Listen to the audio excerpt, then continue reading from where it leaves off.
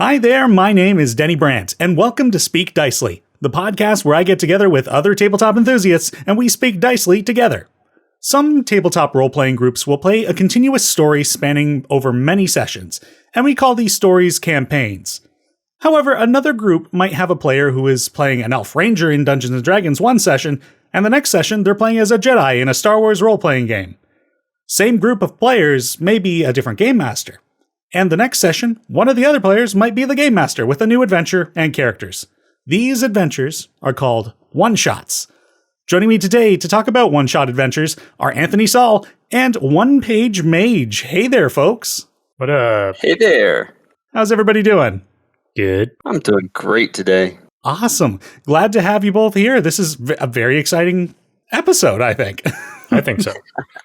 I'm looking forward to it. Especially since we have the OnePageMage. The OnePageMage. There's only one of them, as far as I know. As far as I know, I haven't checked the multiverse lately. True. Different planes.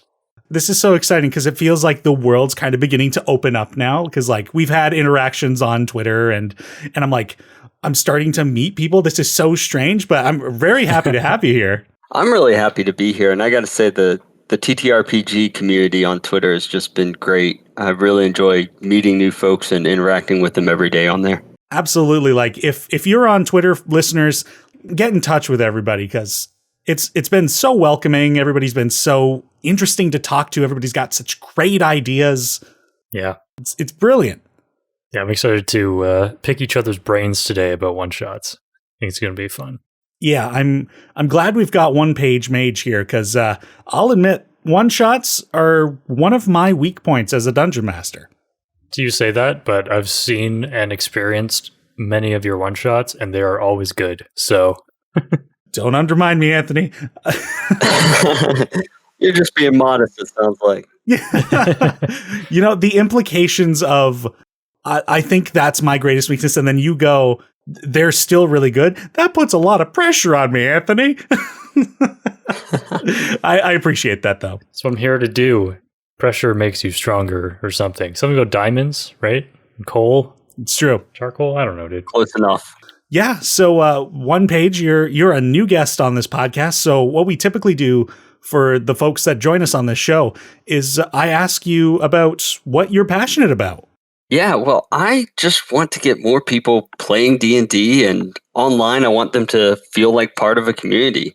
I also really want to make sure that game masters have resources and ideas for their sessions to help keep tables going. You know, you hate to see that table that has been going for, 20 sessions straight and then someone can't make it and then the whole campaign falls apart. I want to keep people playing and give them resources to do that. A noble cause, to be sure.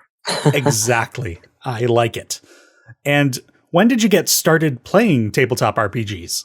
I started playing around the time Adventure Zone kicked off. So maybe it was 2015. I can't remember exactly. But a buddy of mine heard some Taz, and so he went and got the starter set. And then a group of us started playing, and we've just been having a blast since. I think way back when I was a kid, my older brother tried to get me to play a pencil and paper RPG with our other brother, but I was like 4 at the time. So, and we didn't even have dice. So I had no clue what's going on. There was something about a pet bear, maybe. I don't know. Did you ever revisit that adventure? I have no idea. He had a notebook, a little spiral bound one subject notebook that he was keeping some notes in, and it might have gotten thrown out or might still be in my parents' house somewhere. I don't know. I'd love to find it if it still exists. Yeah, that would be such an incredible loop around. Also, that what a crazy story it would have been to have been the person that's like, yeah, I started playing at 4. Wow. Yeah. I mean, technically, he did start playing at 4. Yeah, playing is a stretch, but sure, we'll count it. Achievement unlocked. Also, you have 2 brothers. You could have been Mabim Bam too. Yeah, could have. I did get them started playing. One of them is taken to it a little more than the other, but I think that's mainly because of scheduling. For sure. Now, I'm curious. So the OnePageMage persona, how did you come up with that? Oh man, last July I honestly just couldn't sleep one night, and I was just thinking about stuff, and I was thinking about where this really started was I was thinking about Matt Colville's Delian Tomb. It's basically a one-page adventure that a lot of people know from his Running the Game YouTube series. And I was thinking about how easy it is to just look at one page of notes and run an adventure. And one-page dungeons are already a thing, right? Lots of other people before me have made one-page dungeons, but I was just thinking about it. I already supported some folks on Patreon for D&D stuff, some paper mini producers and that sort of thing. And I was just thinking about it. It's like, I've got a whole bunch of adventures that I've run with my friends. Like, what if I just put my notes on a page and kind of put it together? And I just kind of kept thinking through ideas and tried to come up with something catchy and settled on OnePageMage. I mean, it's great. It's absolutely catchy. I agree. Also, why is it late night thinking always comes up with the best ideas?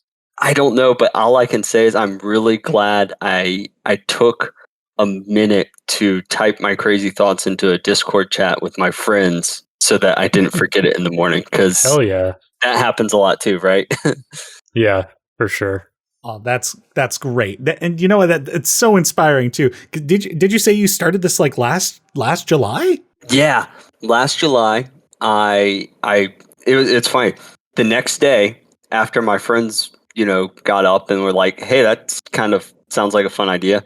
I just went on social media and I just registered the Twitter account for it and the Imgur account and the Reddit account and just started making accounts to claim the name and started talking to people on Twitter. And I think it was, I published 2 adventures, and then somewhere around August, I took a break for a couple months because I had some things going on in my personal life that I wanted to take care of. And that came back in November, published my 3rd adventure in November, and then launched the Patreon in January. Yeah, I think I started following you around December, I want to say. Nice. I think that's when I got in there. I think you were one of the first TTRPG people that I followed, because I was also starting my own thing at that time, and I was like, okay, so I got to get in this little corner of the internet, start interacting with people as much as I can.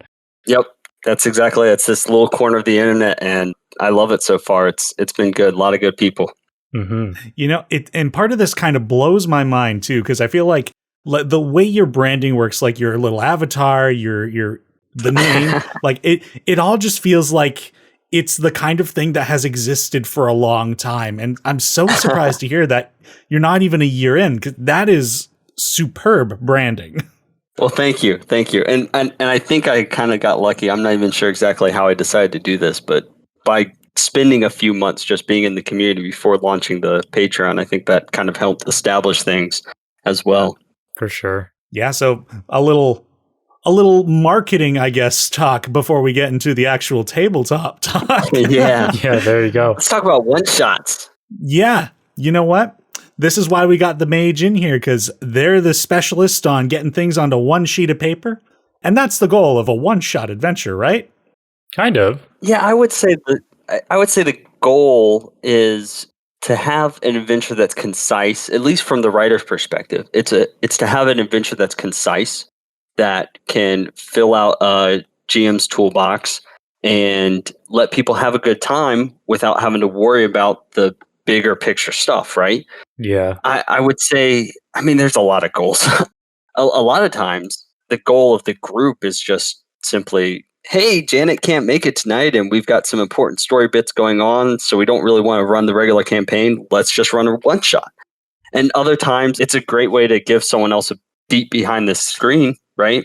It's a great chance for first-time GMs is to run a little one-shot. That's the first time I did a game as a GM, was running a one-shot, and it got me hooked. Yeah, definitely. Like for starting out GMs, like running a one-shot is like the best way to go. Like the stakes are much lower. Like if nobody's enjoying their characters, it's very easy. Everyone can just kind of walk away from whatever that was, as everybody's kind of coming in to learn. At the same time, though, I think running a one-shot, especially for a beginner GM, can be a challenge as well, because you have to keep it concise. You only have so much time, and you have to tie up threads at the end of it. Not all of the threads, mind you. I think a good one-shot always leaves a little bit of an opening to continue on. Mm-hmm. But for the most part, you want to tie that story together in a nice little box with a bow on it. Absolutely. And I'm thinking about it, and it's also a good opportunity for first time players, right? Especially if you do what you were just saying and have an opportunity to continue, right? So, you can get someone really hooked. If let me say it this way: if someone's first experience with D&D or TTRPG in general is this big explanation of stats and lore and what the campaign arc is going to be, then there's some people that are going to dig that, but there's others who are just going to be like, no way. And can be overwhelming. Yeah, but if you get some friends together, tell them, hey, we're going to run D&D, hand them a pre-gen character and some dice, and just go with a one-shot, and then you end it with that, that hook where, and then the door opens and, whatever you want. And then it's like, well, can we play again next week? And then there you go. And then you got him. Hook, line, and sinker. Yes. I think the first game that Anthony here actually saw that I ran for a bunch of our collective friends, I ended in a manner similar to that. Like the party had just broken out of... they broke out of a prison or something, and you just kind of left it there. Well, yeah, and then they emerged from the sewer they'd been trapped in, and I was described this like really beautiful city. I had a map for it and everything, and we didn't touch it. We didn't touch? No. I guess it should be said that I didn't even play in that one shot. I was just watching. I think that was like my first D&D experience, and I didn't really want to just jump right in. I wanted to like see how it was run, and just watching that, I was hooked. I didn't even have to play in it. It was so good. That's another neat thing is that if you're a GM, sometimes you kind of get your go-to one shot, right? Like for a lot of people, it might be Delian Tomb, right? Because it's a great little adventure Colville put together, right? But you get better at running it. So you go run it for another group of people and you start putting in all these additional details, and it just gets better every time you tell the story. And it can work really well that way. Yeah, and that's actually a good point, because that adventure I just referenced, that was kind of the second pass of it. Like I had played it with another group of players, and I did tweak it for this group. Nice. Maybe Anthony would have been deterred if he was part of the first pass. I don't think so. I think it still would have been great. Trying to think of any other goals of playing a one-shot here. I mean, one-shots are definitely about the time, right? I think so. Or an idea of figuring out the commitment. Yeah. It could also be themed. Like, I have a Halloween one-shot that I've never run, but I have had written for some time just because it never came up at the appropriate time. Yeah. Like the scheduling didn't work out for that, but I've always like had that ready to go just in case, players come in, they're like, okay, it's Halloween. Here you go. We're going to do this instead for this one. It can be a fun way to like just keep a fresh perspective in the players' minds and the GM's mind too. Oh yeah, for sure. And you know what? Actually, let me say this while we're talking about goals. For a GM, one-shots are a great place for lore. Don't send your players a 6-page Word document about your homebrew world and what happened 1,000 years ago. Have them roll characters, drop them into that scene in the past, and go. They will care way more about the in-world history while playing the main campaign after they've lived it. It's a great opportunity for a GM. That's a brilliant idea. And you could even do it contemporaneously, right? Oh, like maybe you want to somehow make the players aware of what's going on 3 towns over, so that when the big bad does something later in the campaign, it's going to make sense. Time for a one-shot. Get a separate set of characters and drop them into that other town that, because they're the players in the party, they're not going the direction you told them to go. Just get another group of characters. It's the same players. They'll know it when the big reveal happens, what the connection is, even if their actual main characters don't. True. Oh, that is such a good idea. I think I'm going to use that. Do it. Everyone, do it. I did something similar to that as part of the lore of the current world that I'm building. I was running a campaign over a couple of years, and I met some other people who had never played, and I was like, all right, I'm going to run a one-shot for you guys. Unbeknownst to them, I was doing the prologue of the campaign setting that I was running for my advanced group of players. Nice. So this new group got to make huge impacts on my world, and It kind of flew over my advanced player's head when they found the corpse or the skeletal body of one of the new players.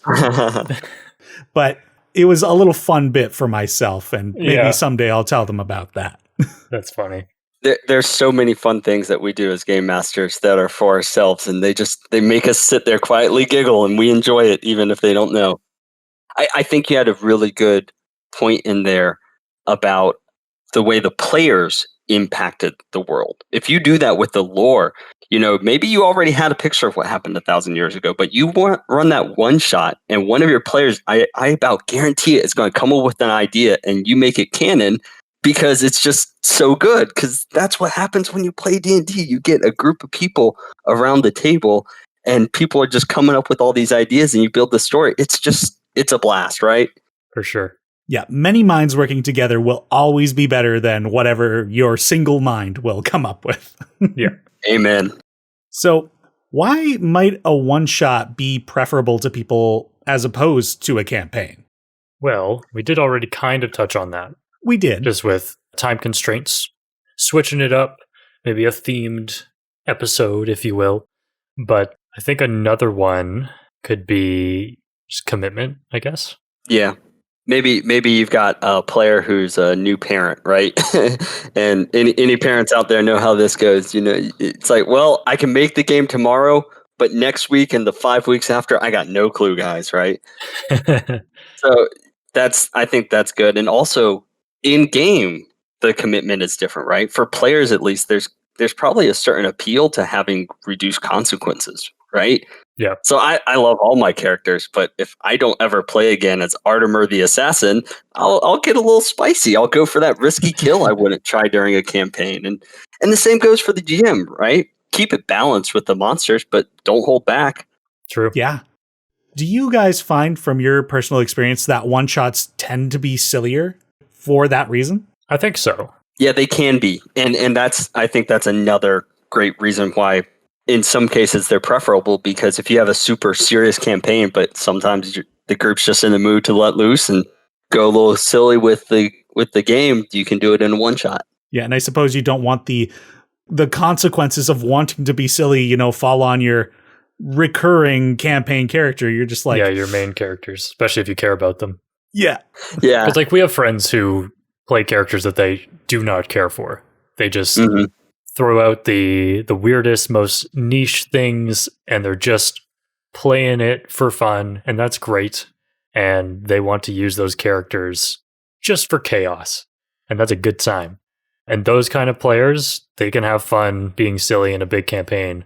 But for people who really care about the characters they make, who spend a lot of time doing that, they probably would prefer a less chaotic situation. And for those kind of players, when they do feel like going silly, a one-shot is perfect for them. Do you guys have any stories of silly instances like that? Well, I have not run as many one-shots as I think you, Denny, or you, Mage, have. So I've got one. It's actually not a one-shot, but in terms of silliness, sure, let's do it. Kind of how you're mentioning with people who aren't as worried about their characters. I've got a player in one of my main campaigns, and every time there's an opportunity when they go to a tavern or something, I run it the same way, right? In terms of dealing with hangovers and such like that. I say, do you drink to excess? And almost every time it's like, yep. Like, all right, roll a D100. We're going to the carousing table. And it's just fun because I try to keep the consequences not too crazy, but always basically after the long rest gives them a little something extra to do in town before they go off on the next leg of the journey. That's fun. Yeah, those tables are good for that too, just because very, very little, I think, will you get to have a crazy night out and then something not have happened during the evening of some capacity.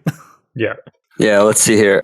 One of them was they woke up with an officially signed and stamped registered document from the local town official saying that they had legally changed their name to that of another character in the party, or something like that. That's good. That's a good one. Yeah. It's just a good time. Yeah, I think some of the players I've had in one shots, like I know my buddy Sleek, he's the couple of times he's played in one shots with us, he always names his characters like really ridiculous. Like the first one was very immature. He named him Mike Clintoris, and it flew over my head. Oh yeah. That flew over your head? Of course it did, because I was like, I'm so proud of you for playing for your first time. And then I look at the sheet and go, Denny, God damn you're it. so pure. And then the second time he played, he named his rogue Slyvester Malone. I was like, okay, at least you're getting more clever. Yeah, that was good. And then our other buddy Jason, he's just the king of chaos. Like I remember there was one when I was one talking shot. about the players who create characters just for chaos, I was specifically thinking of Jason. I feel like you haven't even interacted with him much, and you know this about him. I know it. Some players just have a reputation. Yep. Absolutely. It certainly precedes him. I don't even remember what class he was, but I remember he was like, I'm an old man. I just behave like an animal. I can't talk. Does anybody in the party speak Sylvan? Great, you're my go-to, because that's the only language I speak. And I'm like, what is wrong with you? Yeah, we've got a good one that is from, he's used the same character in a couple of one-shots, but he's a parrot kinku, and his name is Jimmy, and he's Way of the Drunken Master, and he likes to sing songs about margaritas. Okay, I get it. I love it. But yeah, definitely room for silliness in one-shots. It's great. So if you're a GM and you're going to be running a one-shot, what are the aspects that you should be focusing on when you're creating it? Conciseness. Yeah, pacing. Mechanically, the answer is pacing, I would say. First off, fun. Fun is always number one. Yeah. Of course. you got to make it fun, because otherwise they're not going to come back. Even doing it? Right? Yeah.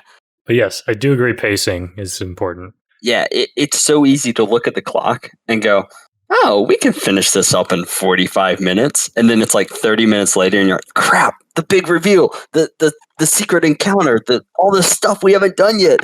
And then, your one shot becomes a two shot, which isn't a bad thing, but then you risk getting stuck in scheduling hell and never resolving it.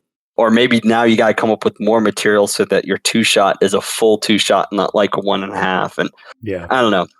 I tried to stick to the 5 encounter model with some optional encounters planned to fill in or cut back on the fly. And when you're playing with an entirely new group, add an hour plus easily. When you've got new players, I've seen FR1 Into the Haunted Forest, right? That was my first free release that I did. Little one shot, just a 5 encounter one shot. And I've seen that run on a virtual tabletop with experienced players, 1.5 hours total for the whole one shot, right? But I've run the same adventure for a group of 5 new players in person, 4 hours plus. So depending on who you're playing with, you got to take that into account whenever you're planning this out.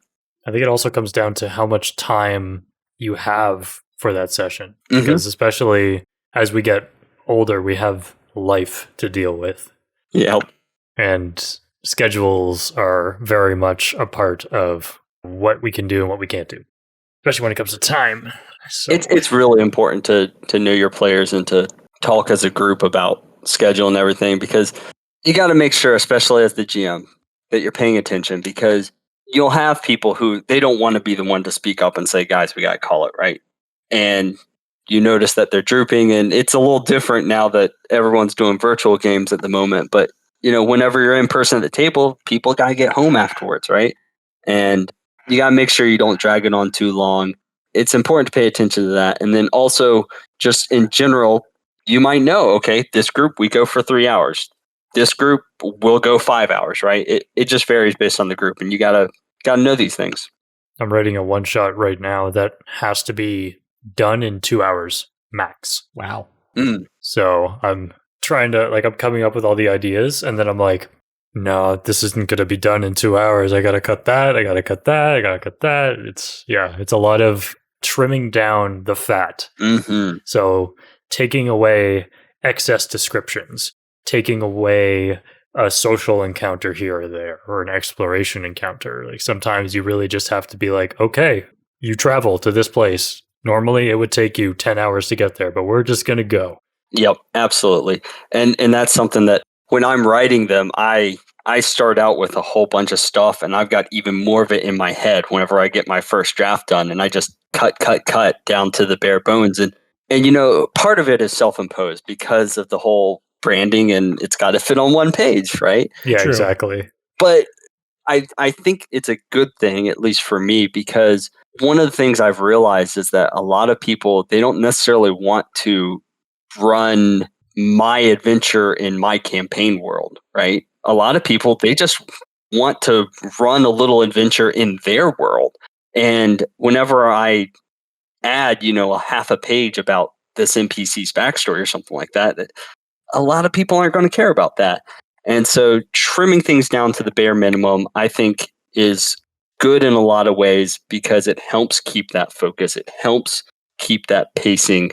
And it's good to have all that stuff in your head, but you got to be ready to say, okay, I'm skipping this if I get to this point in the adventure and I'm running out of time, right? This is the encounter I'm going to skip. This is the one I want to make sure we get to. Yeah, priorities for sure. And I think also making a one shot that you can kind of drag and drop into any world is a great idea.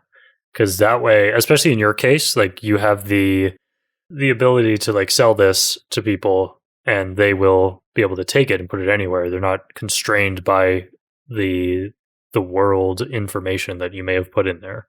Whereas other ones are very much like, okay, this one shot, that's for the Forgotten Realms. That's all you get. Deal with it. Yeah, absolutely. Anyone listening, if you read any of my one shots, please strip out all the proper nouns and make up your own, whatever makes sense. Different town that you've already got in your world, different name of the princess, whatever, just swap it out, drop it in there, use 3 out of the 5 encounters and use something else for your own, whatever makes sense.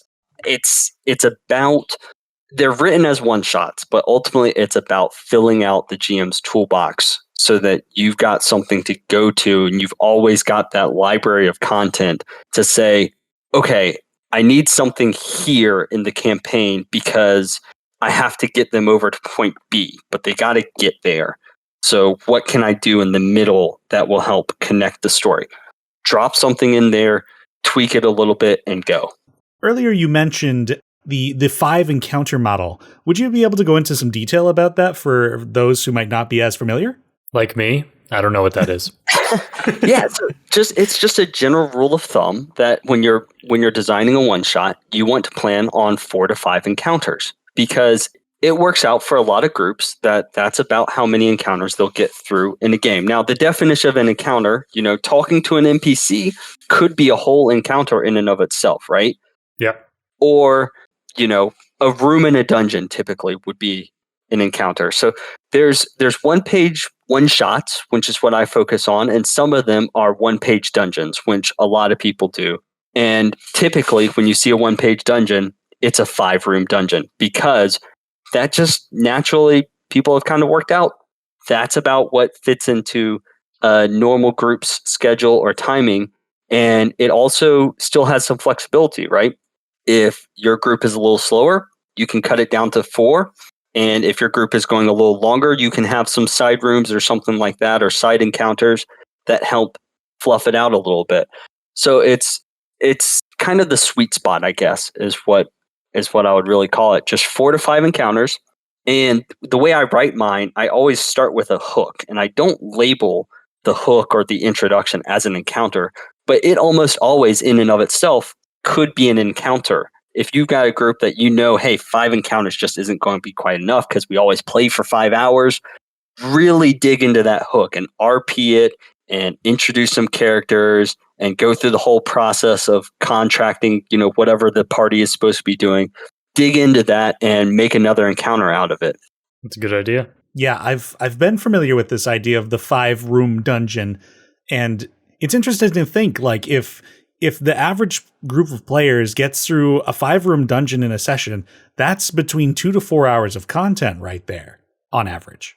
So if you build yourself a dungeon that has 10 rooms, you're probably looking at about, well, double the time, 4 to 8 hours. Like, that's going to be a long game.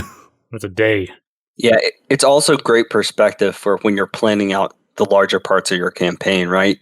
Because if you're getting into a campaign and you're flipping through the book and you're checking out all the cool dungeons and stuff, sometimes it doesn't quite click in your head just how many sessions it's going to take to get through that dungeon. The players might just blow through it because they find the quickest route, or they may just be in the mood to search every nook and cranny, and it's going to take, 4 or 5 sessions to get through, right? Yeah. I always really love watching parties stretch the adventuring day, right? Because it's 4 to 5 sessions.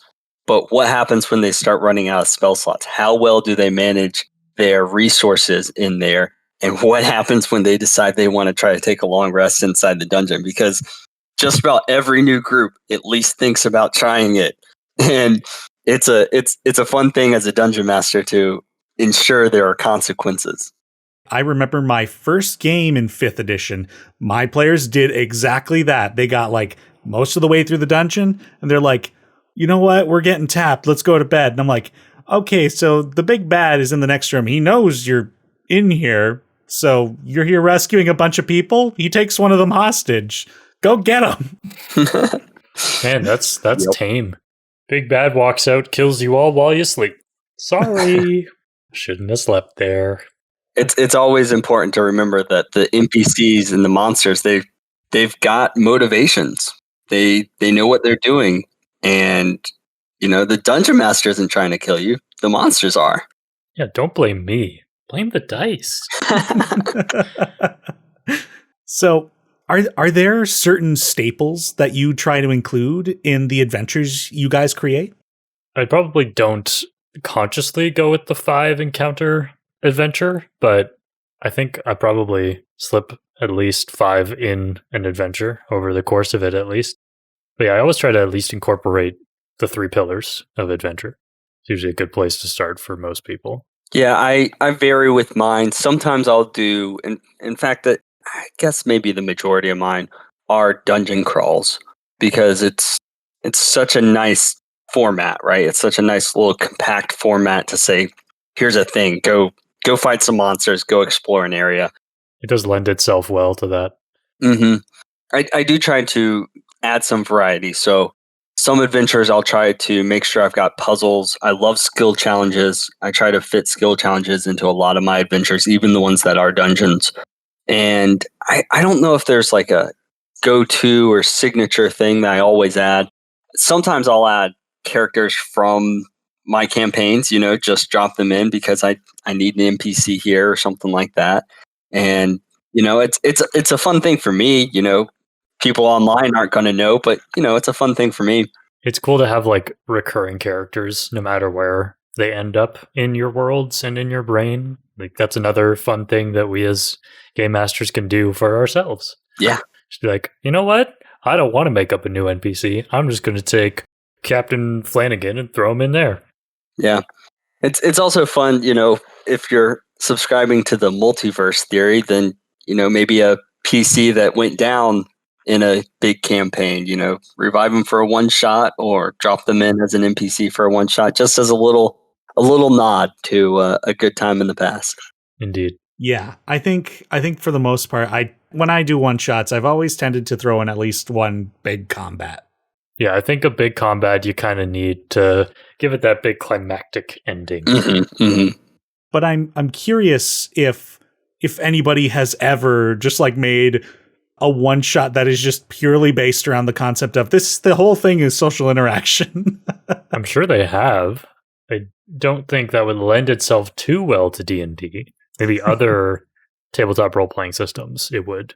Yeah, in 5e, we call it the 3 pillars, but there's an obvious, when you look at the rules and the way the rules are written and the mechanics, there's an obvious skew to combat and the focus on combat. One of the pillars is bigger than the others. Yeah, there's 3 pillars. It's just the sizes. The ceiling is kind of like this, where like combat's here, and then you have exploration, and then social is like this little nub down here. For the listeners who can't see, he was showing an angled raked roof. Yeah, it's a raked roof, combat being the big boy pillar. Yeah, I've got, so one of mine, Secrets of the Torgal Box, it's heavier on the social interaction. And you could very easily, if you were dropping it into your own world and using that as an adventure to introduce the players to a new town or something like that, I think that's a great use for that adventure. You could very easily remove the combat aspects. I think I've got a couple encounters in there.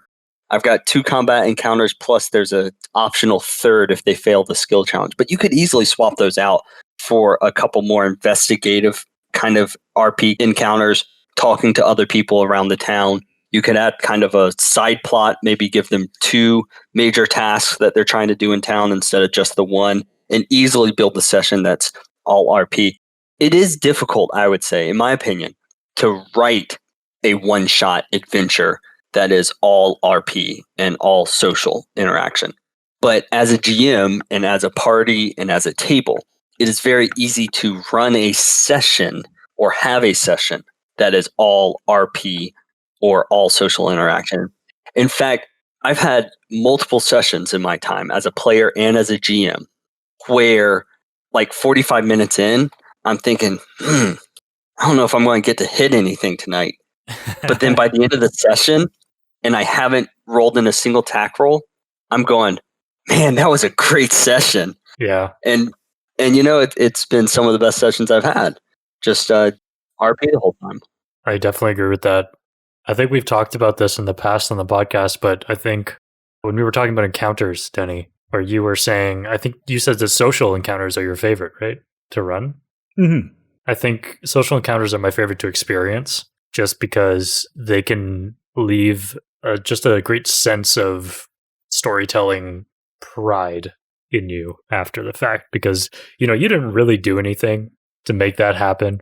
You set it up, but it was the players and the way that you played your characters that really brought it all together. It gives you kind of that actor's high, I guess. That's a good way of calling it. Yeah, and I don't feel like you get these kind of moments as much in one shots, because like the thing I really love is like player and player like social interactions, like the players learning their dynamic with each other. But of course, in a one shot, it's much less relevant because I doubt anybody's like really written a big backstory, if at all, for their characters. That's likely just going to be tossed away after this session. Yeah, it could be cool to run like a intrigue based one shot where it's just like a whodunit. Mm-hmm. And it wouldn't so much rely on dice rolls outside of like investigation checks and insight checks, but it would rely a lot on the GM or the writer of the adventure coming up with those context clues and putting them in certain places where you would expect the players to think to look for them. It's a lot of like reading ahead into the players' minds. Yeah, it's funny you should mention that. I've actually got a draft lined up for a February release. I'm not sure when this podcast is going to reach our listeners' ears, but I've got a draft for February that is a mystery dinner kind of thing. Ooh. It's not exactly full intrigue. There is some combat, but that's fine. Yeah, it's definitely the sort of thing where if you've got if a GM really loves coming up with this stuff, I provide a number of NPCs and a little bit of information about each one, and one of the encounters does involve the players trying to figure out the goals and motivations of the NPCs in a like dinner kind of setting or just before the dinner. Oh, I love that. So yeah, and then after that, the idea is that you get the players to take what they learn and then role play during the dinner conversation and see what happens during dinner and how things escalate. Oh, I love that. Ooh, like sitting around a table, but you got to be like cool about it. So good. It's kind of this thing where it's like you're going around schmoozing, collecting the information, and then you're given the scene where you're like, oh, I think now's the time to prod you about this. Yeah, that's really good. I'm definitely going to check that out when it releases. Yeah, I'll be posting about it. And with the release of this episode, it sounds like that this content might already be out. So be sure to listen to the end of this episode so you can get the link that you need to get to OnePageMage's stuff. Oh, yeah. Oh, dear. Had a question, lost it. While you're thinking about it, here I'll give you another little story from a one shot I ran. Oh, please do. So I've talked a couple times about my free release, the Secrets of the Torgal Box adventure. It's a little exploring town adventure. It takes place in a port city, and the party's trying to find information about a magic item. So one of the encounters I mentioned is a skill challenge. Well, when I ran that adventure in its original form, before OnePageMage was a thing, a player failed a check. And so I asked what went wrong. And they were so close to finishing the challenge. And I think they were being shady in town. And so they were drawing attention from the guards and the criminal organization also. Anyway, they needed a distraction. So the next player in the skill challenge was a Gnome Warlock. So they get like a bar stool or something. And they just set it down in the middle of the town square and just start giving like a soapbox speech and getting everyone's attention and getting a whole crowd around and start trying to sell people trinkets from their coat, and so that they could cause this big distraction for the other players to go get the information. It was perfect. And of course, with high charisma of the Warlock, it was an easy pass and they were able to finish the challenge. It was a good group. That was the group with Jimmy also. Nice. You know, that story actually, that was great because that did remind me of the question I did have in mind.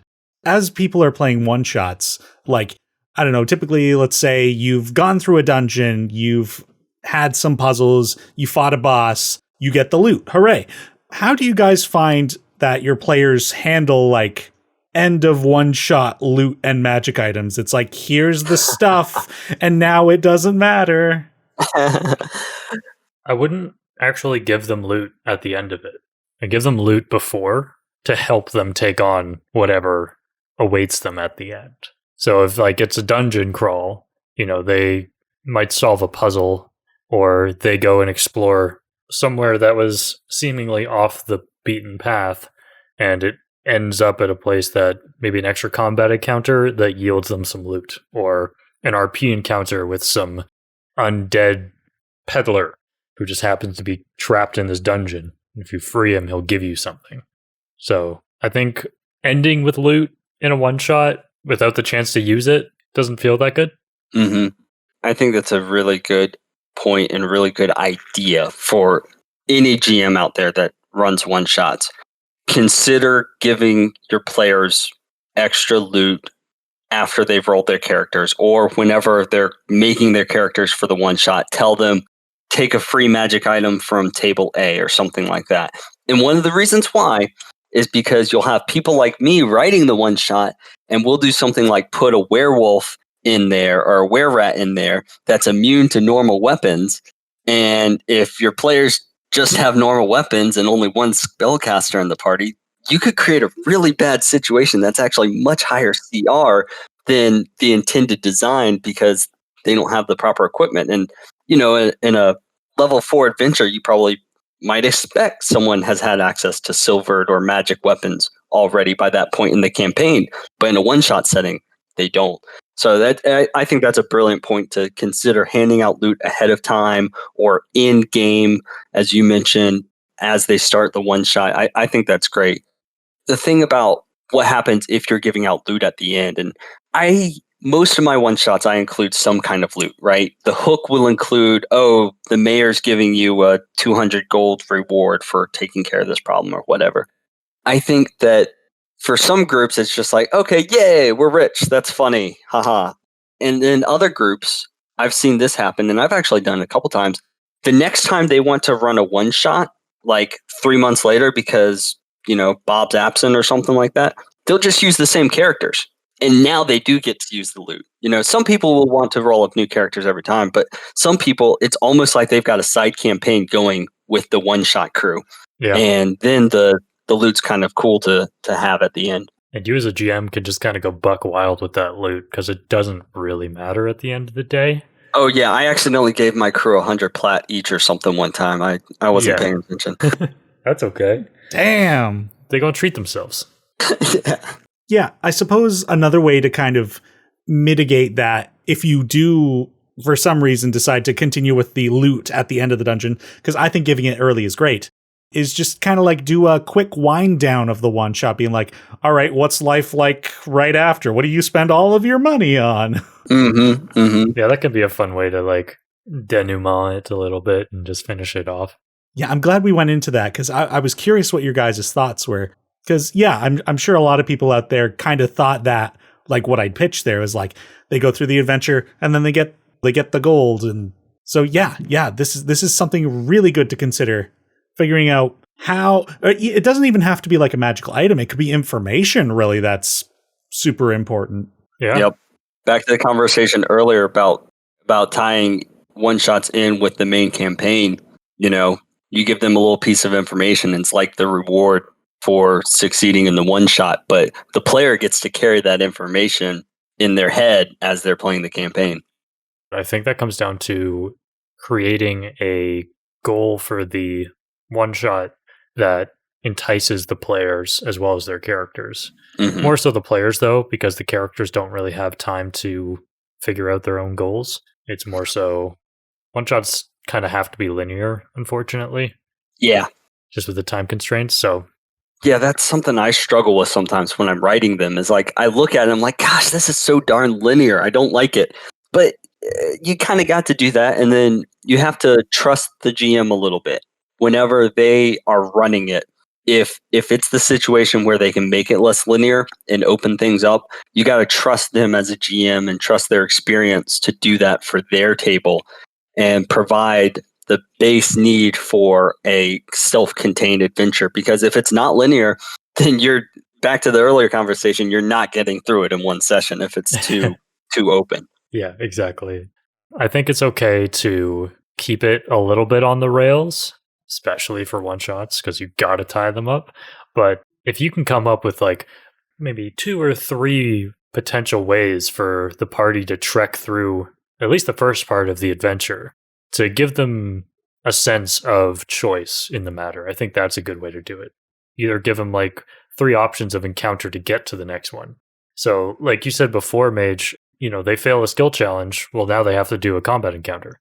Yep. But if they pass that skill challenge, well, they jump to the next thing. And it's just another option for them to take another route.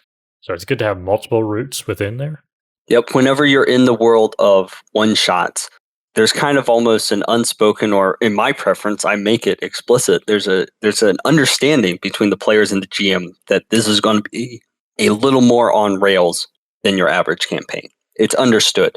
And whenever you do that and everyone's on the same page about it, then you'll find that sometimes your players are willing to suspend disbelief almost a little bit. You talk about giving them that illusion of choice, or at least seeming of a choice of the different ways to go. They'll go along with it because they understand it's like, hey, okay, maybe eventually he's going to drop me into the finale no matter what I do, but it's my choice how I get there. And that's fun in and of itself. Journey before destination, right? Yeah. And then if you throw a combat encounter in that adventure, that is, the expectation is set, it's going to be incredibly linear. The combat encounter is likely going to be the moment where the players get to really be organic. They get to be tactical. Mm-hmm. They get to just do it the way they want to do. Yeah, combat can be very creative in D&D if you let it be. Absolutely. So, do either of you have like some really good one-shot stories from games you've run? I'm sure Mage does. I've shared a couple. Yeah, I haven't run a lot just because I've mostly been doing like very long running campaigns with a couple of my 2 groups of friends, which has been great. And I've had the opportunity to run, I think, 2 one shots now. And like I said, I'm writing another one right now, but I think I can share one story from a previous one where it was like a birthday party one shot for a client. And the birthday boy was playing a dwarf, and he actually died in the one shot. Oh no. Well, he didn't die. He went unconscious because the creature that they were fighting was like a gibbering mouther, but I kind of tweaked it to make it float, and it had appendages that shot out and attacked people with mouths on the end of them. It was really creepy. But yeah, I knocked the birthday boy out, which I was like, crap. I can't do this. He's the birthday boy. And then his buddy actually got the final killing blow, and I was like, man, I really wish you could have gotten that, but the dice, it is what it is. Yeah, one shots are great opportunities to play with monsters like that too. I love that. I mean, I do it in my main campaigns too. So. Well, yeah, I mean, it's always good to do it anytime, but if you're unsure, it's a great little playground for GMs. Yeah, who needs balance? Not me. And it'll work itself out, right? Yeah. Yeah, I think the first time I killed a player was in a one shot. I was running the salvage job little adventure in Ghosts of Saltmarsh. I think I took that chapter from Ghosts of Saltmarsh and kind of cut it down a little bit and turned it into a one shot. And they weren't very far into it, and took out one of the players. And I was like, oh well, good thing there's this other character right here on the boat that can jump over, and here's the sheet. Close enough. That's rough, dying in the middle of a one shot. Yeah. Yeah. We had, like I said, there's kind of a reasonable opportunity for an NPC to jump in and become part of the party, and I had a spare character sheet for him, so he didn't have to just sit there the rest of the game. So that was good. But yeah, that's good. Good save. Yeah.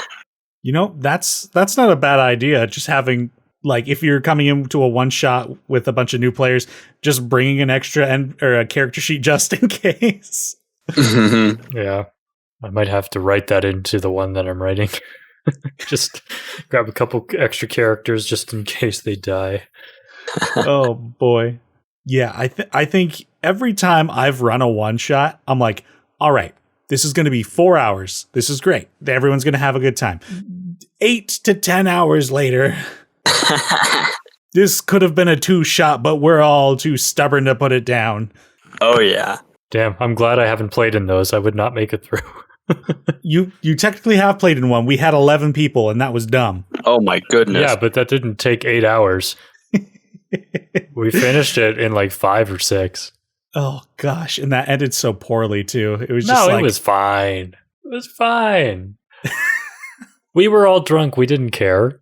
To all the GMs out there that regularly run a table with 5 or more players, bless you. I mean, if you're able to run a table with 5 or more regularly and keep everyone engaged, then number one, bravo to your players for being engaged when there's that much going on, and then bravo to all the GMs that can do that and keep track, because I can do 5, but it starts to get a struggle after that for me. 3 to 4 for me is the sweet spot, and that's just personal preference. Yeah, anything more than 6 for me, it's like, this is clearly a gimmick night, or like in the instance of that 11-person game, it was like a couple of friends like wedding party, and they're like, we want to play a one shot. I was like, all right, as long as everybody's into it, sure. And we were all into it, whether they wanted to be or not. Oh gosh, we had a lot of new players that night, and they all had a good time. So yeah, it worked out. It did. I think one of my favorite one-shots that I've run was actually created by my buddy Adam Macqua, and I loved his one-shot so much, I was like, I want to tweak it, and I want to play it with some other people. And the concept of it was, he had this haunted house, and the party is tasked with going inside to find out what happened to all the residents that had vanished from this house that was having a party the night before. And inside, it was like dark and spooky, and they had to go around the house and figure out what had happened. An encounter with hellhounds ensued, and they're like, why are these here? And eventually there's a point where they discovered all the paintings in the house were upside down, and they were portraits of everyone who had attended the party. So somebody had to make a portrait of the party, flip it upside down, hang it on a wall, and they entered this other dimension, and a Rakshasa had created a demiplane and was like keeping everyone in an infinite party and slowly killing them. Oh, wow. That's pretty great. I like it. It was such a great concept. I was like, I want to relive this as the DM. Yeah, for sure. Because you get that moment where you hit the twist in the story, and everyone's just like, oh my God, what? Though I think when I ended up playing it, or as the DM, I had to reflavor it because they were a different level. So it was a succubus instead of a Rakshasa, but I kept the tone the same. Either they work. Yep. Succubi love to party. Count it. Yeah. Well, do you guys have any final points or tips for running one-shots? Just be good at it. It's really easy. Just do it. Just push the win button, right? Yeah. Hold on. I got the win button right here. Ready? No, what do you got? I pushed the win button. You're going to have to tell me later what button you actually pressed, because now I'm curious. I just hit the space bar. It's the win button. You just hit space bar a bunch and you win. Oh my gosh. Just don't hit the shift key 5 times and turn on sticky keys. I take it by the sounds of this then that we're good to move into a game? I think so. Yeah, I'm ready for a game. Let's game it up. This sounds fun. The game that we're going to be playing here today is the three of us. We're going to each be creating 3 different magical items based off of a prompt, which I'm going to pull up here in a second. We're going to be creating an uncommon item, a either rare or very rare item, and then a legendary item. We've got 5 minutes to create these, and this game was created by previous guest Tanner Eads, so thank you, Tanner, for this game. This one is called The Workshop. I love that you play that now in the actual recording. I know, isn't it Though great? I do miss making up our own music. I mean, it was always just Family Feud. You mean Jeopardy? One of them. Anyway, so are you guys ready for me to generate this word? Sure. I'm ready. Lay it on me. All right. The prompt that we're going to be getting for our magical items is housing. Housing. Yeah. All right. So we're going to go away for 5 minutes. Everybody create these 3 magical items on your own. Once we come back in 5 minutes, we're going to pitch them to each other and workshop and see what we can come up with. Thanks to the magic of editing, you, the listener, don't have to listen to 5 minutes of silence. You're welcome. Oh boy. All right. I'm going to start the timer here now. All right, let's go. This is going to be interesting. All right. See you soon. All right. We are back. How'd you guys do? I mean, I did them all. Got him. I'm glad. I have also finished. So how's about we start with the uncommon items, just to, I guess, get the floor moving. That's probably the wrong expression, but I'm going to use it. I'll go first. So the item I created is called the Blade of Home Calling. And after attuning to the blade, you can designate a location as home. No matter where you are, as long as you are holding the blade, you will know which direction leads home in a straight path. I like that. Nice. That's very wholesome. What do you guys got? I can go next. I created the coin of free rent. Whenever you pay, or whenever you have to pay an innkeeper to stay the evening, the coin covers your stay, one person's stay, no matter the cost, magically enchanted to do so through enchantment means, so it like charms the innkeeper. And then the coin returns to your pocket after you leave the inn. Ooh. Very nice. All right. I've got the leaf of Orotot. Plant this giant leaf in the ground, and it will create an umbrella-like structure that is impervious to the elements. Cool. Huh. I like that. I like all of these. These are really cool. Yeah. I wonder if yours, Anthony, though, might be like a one-time use item, or maybe needs a charge. I don't know how we'd mitigate that, but I feel like being able to use it daily might be overpowered. Maybe. Flip a coin. Oh. Decide to use it for payment. Of course, it's a coin. Flip a coin, and you can literally flip it to the dungeon master, like on the table. If it lands on the table, if it lands heads, then you know it's going to come back to your pocket the next morning. If it lands tails, then they're going to keep it. Oh, that is so cool. I'm writing that down. Many minds. Moving up to the rare/very rare item. The one I have is called the house key. Once per day. Nope, I gotta change that. Gosh, I'm already ruining the homebrew already. So this key can be put into a locked door, and that door will now open and magically lead to an extra dimensional space that is like a 2-floor mansion. Its room layout is created to your specifications, and the house is finished with food, bedding, and items for comfort. It lasts for 8 hours, at which point anyone inside is expelled without being harmed, and the key can't be used for 1d2 days. Cool, yeah. So that's like Magnificent Mansion, but in a key. Yeah. I like that. Yeah. It's actually very similar to my legendary, so we'll get to that in a minute. Yeah, I'll tell you my rare item here. Grandma's pocket feather bed. This bed can fit in your pocket, but when you take it out, it's 9 feet high and 6 feet wide and soft as a downy chick. It'll fit 8 kids, 4 hound dogs, and a piggy you stole from the shed. I feel like you had that one ready to go somehow. That is so good. There's some music fans that will recognize that. Okay. I was like, the specificity is too on point. Something's going on. Very specific. Yeah, that's good. I love it. Oh, I love it. It's so cute. Mine is kind of similar to Denny's and also kind of similar to the mansion. It's just a pop-up tent. It is an extra-dimensional space with many beds, cooking utensils, and provides a bonus. I don't know what kind of bonus, but it provides a bonus when you long rest within and is camouflaged from the outside as to be harder to see. So it's kind of like a mix of Leomund's tiny hut and the Magnificent Mansion. I tell you what, D&D players, if you have the opportunity to take the tiny hut, take the tiny hut. Take the hut. Every time I get the chance, I put that spell on my spell list. It saves so much trouble. I wonder if you mentioned your item gives a bonus. Yeah, I don't know. Perhaps it adds a certain amount of temporary hit points after a long rest within. Yeah, temp hit points, or yeah, that's good. Maybe like the next time that a character who sleeps in there has to make a saving throw, they can add a D4 or something. Ooh, yeah. Just like a one-time like bless situation. I like the idea of an uncommon item that is technically not magical, but going off of your pop-up 10 idea, it's technically not magical. It's just made out of materials from the modern world. It's just made out of synthetic fibers and stuff. But in the world, it seems magical. Yeah. It's like, what is this stuff?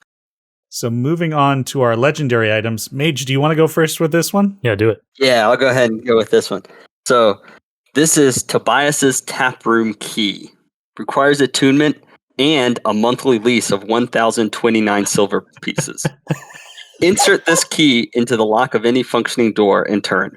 The first time the door is opened within the next minute, it will lead to a welcoming tavern in a secure demiplane. That's sick. I love that. I love that flavor. So the idea is that there would be multiple people. It's legendary, but there's multiple people with these keys, and it's kind of like the restaurant at the end of the universe for people familiar with that. I love the lease that is required. The membership fee. Yeah. Tobias is a businessman. How do you pay that? Do you just do that whenever you have to visit once a month? I tell you what. If the innkeeper can make these keys, he can find a way to get your money. Oh, he gonna find you. Oh, shit. Tobias is dangerous. Would you like to go next, Anthony? Sure. I came up with the Door of Many Places. So it's a full-ass door. You can attach it to any building. You don't need to screw it in or anything. You just lean it up, and then it attaches itself. And it allows you to transport to any place on the same plane of existence that you've been. So you open it up as you name a place, and you can go there. Yeah, that's legendary. Yeah. Damn. So it's more reliable than teleport, but you still have to have been there. Right. Yeah, it's also, I'm thinking of Arcane Gate, right? Is that it? That's a similar one for sure. Yeah, I think mine's in a similar vein, but what I have here is the House of Many Doors. Man, I should have called mine the Door of Many Houses. Just made it so you can only go to houses you've been to. Nothing says you can't go back on it. Oh, what if you put a House of Many Doors, or you put a Door of Many Houses on a House of Many Doors? Does it just teleport into itself? It's a black hole. You divided by 0. No. Well, what the House of Many Doors does, this is a one-time use item. It is a small model home in a donut-like shape, and around the outside is several doors. You can place this on the ground, and when the magic word is spoken, it grows into this circular hub of a building. There are doors outlining the outside, each leading to a different plane of existence. Whenever this item is put down, it remains there permanently until destroyed. Oh. So it's like a well of many worlds, but you can't take it with you. I like it. And it's interesting. And basically, anybody can use it. Yeah. I like the idea that once it is destroyed, it regenerates.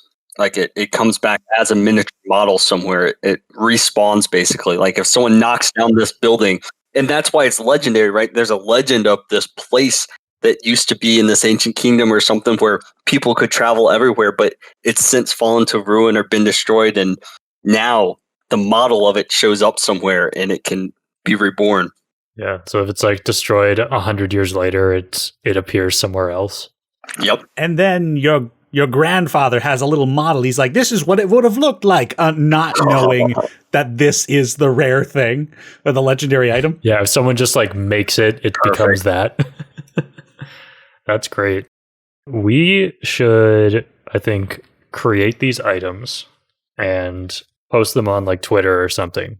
Mage, of course, keep your items at your discretion. I suppose me and Anthony can distribute the items we've created. I'll probably post at least one. I'll probably type one of these up and one of mine up and post it on Twitter or something. This is fun. This was really great. I'm glad we did this. This is a really good game. Good job, Tanner. Good job. Thank you, Tanner. Thank you, Tanner. And for everybody out there, Tanner Eads is one of the hosts of the podcast Typewriters and Dice. Be sure to check them out as well. With that being said, this brings us on to our final segment of the podcast. This is Question Dicely, our chance to hear from the listeners. Today's question comes from previous guest of the podcast, actually from our first episode, Melanie Burton-Vardy. Mel! And she asks, do you find players usually stick with one tabletop role-playing game once they've learned, or do you find one sparks interest in others? Probably the latter. Yeah, for me and my crew, the crew I run with, it's a mix. Most of my friends, I would say, stick to 5e, but we've got a few that really like to investigate and try out other systems, especially simple ones like ICRPG, Index Card RPG. That I think that's an interesting one. But it's great when you learn a new system because it gives you new ideas for mechanics and such, and you can adapt things. But for some people, I guess it's about time. You know, if you're struggling to get a 5e game scheduled, I can see how it would at least be perceived to be a momentous task to get the group together and go over new rules. So I know there's some that are really easy to play that are out there, but it's a largely perception thing, I would guess. And also folks just stepping out of their comfort zone, I would guess. Yeah, I think it comes down to comfort zone. I think it's probably easier for, game masters who are more well-versed in the rules of a system to then want to branch out and look at other systems for inspiration, like you said, or even just to try it out just for fun. Because, maybe you've gotten a little bored with this system, or you feel like this system fails out doing one thing, but maybe another system could do it a better way, and you can just incorporate that into the game that you're running. Because even if you're playing D&D, hey, you can just not play D&D for a single encounter and then go back to playing D&D. Damn. I know. I just blew your mind. It's going to be okay, though. You're going to get through it, Denny. In some ways, that's almost what a skill challenge is, right? Because a skill challenge as a concept comes from 4E, I think, mainly. I'm not as well-versed with some of the older ones. You are correct. But, I see all the times people talking about pulling from other editions of D&D or pulling from other TTRPGs, and you basically just make a mini game out of it. Like one encounter. Just run an encounter and say, okay, for the next, little bit, we're going to run this social encounter this way, and we're just going to use this one stat from your sheet instead of these 5 stats or something. Yeah. And there's so many tavern games that people have come up with that are just taken from other systems and adapted to fit the fantasy flavor of D&D. Sure. And they're just the way that entire other system is played is now this tavern game. Yeah. I've played in quite a few different systems. I started in 4E, moved to 5th edition once it came out. Shadowrun, Pathfinder, 1st edition. I feel like there's a few others that I just can't remember off the top of my head. But I feel like there is a bit of a hurdle, I find if you're a player in a game and you've gotten very familiar with those rules and you haven't been a game master for that rule, you're probably not going to, and this is of course generalizations and there are exceptions, but I feel like those kind of people aren't going to be the people to initiate going for a new rule set, typically. Right. Yeah. It would be like their game master friend being like, hey, I really want to run this game. Do you want to just like hop in and join me for this? That's what one of my friends did. I'm in a game right now for a system called Blades in the Dark, which just uses D6s, and it's very like fiction first, where it's not super crunchy. It's just roll a dice, and it's like you fail with a consequence, or you succeed. And that is the only dice rolling you do. And it's super fluid and very different from Dungeons and Dragons. Yeah. Because there's no hit points. You just like take wounds and you take stress, and it's super interesting. And I've definitely gotten a lot of inspiration from that system to maybe bring into my own games. So it's been a lot of fun to try something else. Yeah, that's great. I'm thinking about the way the original question was worded, and I think the question was like sparking interest in others. And I think a lot of it just, it's so dependent on the person, because if you got a person who just wants to hang out with their friends every couple weeks and, D&D is what they play, then they'll try something new if someone suggests doing something new, or they'll be happy to just play D&D and nothing else forever, right? And then you've got the people who are just like, you see the light bulbs going off and they're looking at the player's handbook and they're like, you mean I can make any character I want, And then a year later, they're like, hey, do you guys want to play this? Because they get sucked in. And once you get sucked in, it kind of just naturally sometimes leads you to other places. Or somebody's like, I really liked this, but I really like the flavor of horror. And then they end up finding the Cthulhu rules and they're like, okay, you know what? I think I want to try run this. Yeah, it's interesting how much genre drives systems. I think that's really interesting. Anthony, you mentioned the fantasy setting for taverns and stuff like that. And it's almost like all the different systems, not all, but a lot of the different systems, they just carve out their own genre. And then that's what they focus on. And instead of focusing on a rule set, it's really interesting how that happens sometimes. I've got a question for y'all kind of keying off of that. What is a system that you haven't played in yet that you would like to? Like, what's at the top of your list right now for other systems that you're interested in trying? I'm not super familiar with all of them because there are so many freaking systems on tabletop RPGs, but I have wanted to try Pathfinder. I've never tried it. I know that it can be very crunchy, but sometimes you want the crunch, like a little bowl of granola. I want to get right in there. Yeah, and I think I'm interested in the Star Wars RPGs. Like I've only ever heard of them, and I'm like, I like Star Wars. I think that would be something interesting to explore. And I don't exactly know how it would feel, because like I've played the Knights of the Old Republic games, and I loved those. That's kind of got me into this genre, and I think it would be great to see how it translates to the table. Yeah. Oh, I just thought of something. We can't talk about sparking interest in other systems without talking about the game that our friend Josh made. I want to know OnePageMage's answer to his own question first, but we'll get to that. Well, it's funny you mentioned the Star Wars game, because right before the pandemic hit, like literally one of the last social interaction things that I did with friends, there was talk about, hey, maybe we should get together a game and run one of these. And then, everyone's in lockdown and everything, and it just kind of never materialized. But I'm interested in, there's one that I keep meaning to dig into, and I think it's the same system for both of them, but there's Kids on Bikes and Kids on Brooms is pretty interesting. And the Kids on Bikes game is kind of a Stranger Things kind of themed in terms of the setting and everything. And then my understanding is that it's pretty much the same rule set. Kids on Brooms is kind of like a Hogwarts theme kind of thing, which is kind of fun. And it's not official, which means I don't have to give any money to J.K. Rowling. So that's another plus. Yeah, that is a plus, yeah. She's clearly gone down some weird hole. Like, let her go. Yep. Moving on. Yeah, what were you going to say? So you got a buddy that made a game? Yeah, our friend Josh has been on the podcast.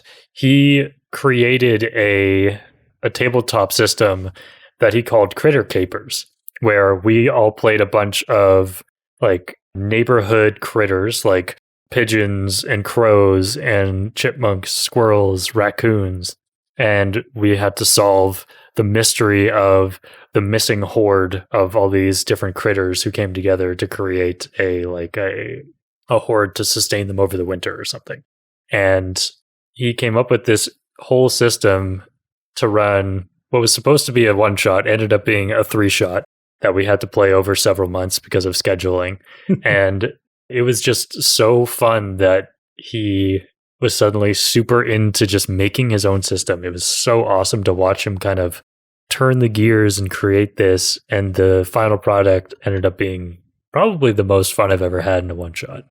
It's nice. That's really cool.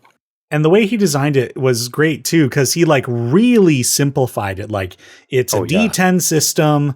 Everyone has 7 hit points. You can use hit points to reroll dice if you do bad. Everybody's got 6 ability scores, but it's less about adding numbers together after you rolled and more like you have a certain set of numbers. If you roll one of those, you succeed. Yeah. Mm-hmm, mm-hmm. And there was like super advantage, quadruple advantage. you could get like 6 times advantage if you really crunched down all your resources. It was hilarious. Oh, wow.